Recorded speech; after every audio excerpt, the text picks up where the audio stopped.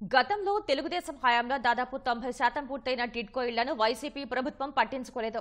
పల్నాడు జిల్లా నర్సరావుపేట శివారు కేసానుపల్లిలో నిర్మించిన 1504 టిడ్కో ఇళ్లను 4 ఏళ్లకు పైగా ఖాళీగా ఉంచారు.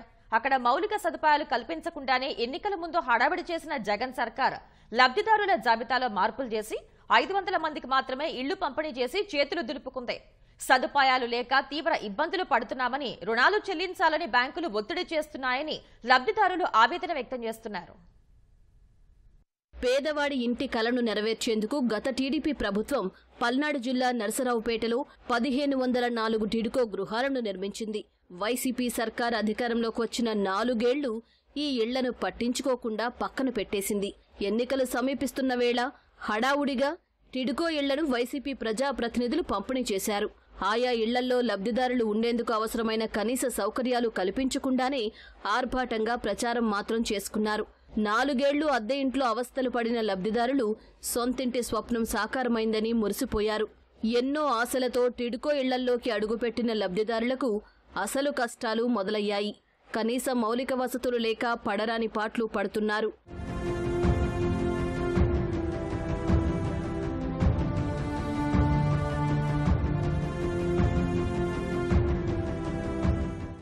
దాదాపు 7-8 నెలలుగా ఇక్కడ నివాసముంటున్న మున్సిపాలిటీ సిబ్బంది టిడ్కో ఇళ్ల నుంచి చెత్త తీసుకెళ్లకపోవడంతో తీవ్ర ఇబ్బందులు పడుతున్నామని లబ్ధిదారులు తెలిపారు.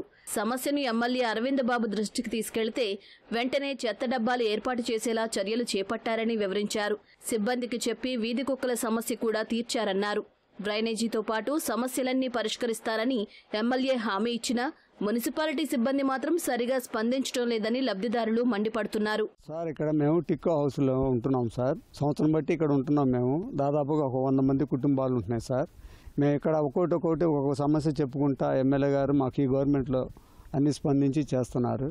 రోడ్డు కాడ లైట్లు లేవు. మేము లేడీస్ అక్కడ నుంచి లోపలికి రావాలంటే 2 కిలోమీటర్లు ఉంది.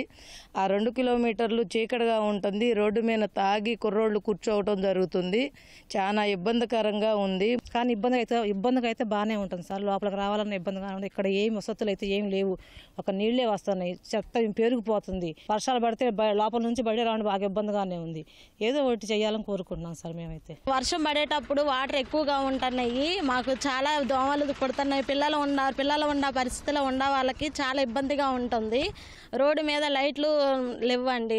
వెళ్ళటానికి అటు నుంచి రావటానికి ఇబ్బంది అవుతుంది.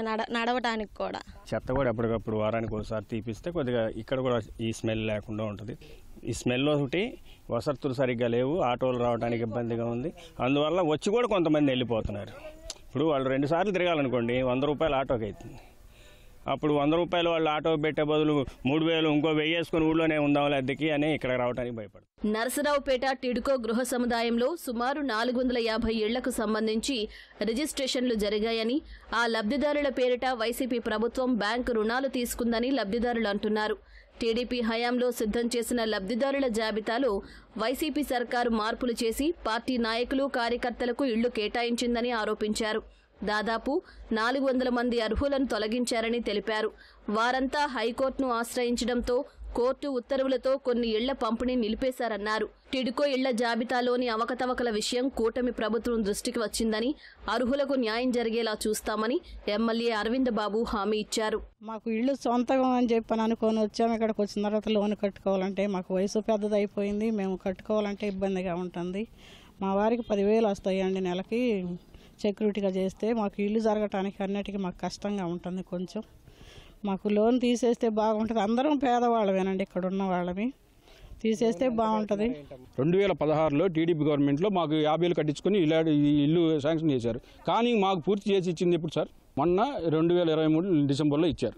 జగన్ గారు అన్నారు ఫ్రీ అన్నారు. అది ఫ్రీ అని చెప్పి మేము మెలకుండా ఉన్నాం. 3,15,000 లోన్ శాంక్షన్ చేశారని చెప్పి వాళ్ళు తీసుకున్నారు సార్. గవర్నమెంట్, వైఎస్ఆర్ గవర్నమెంట్ తీసుకున్నాను సార్.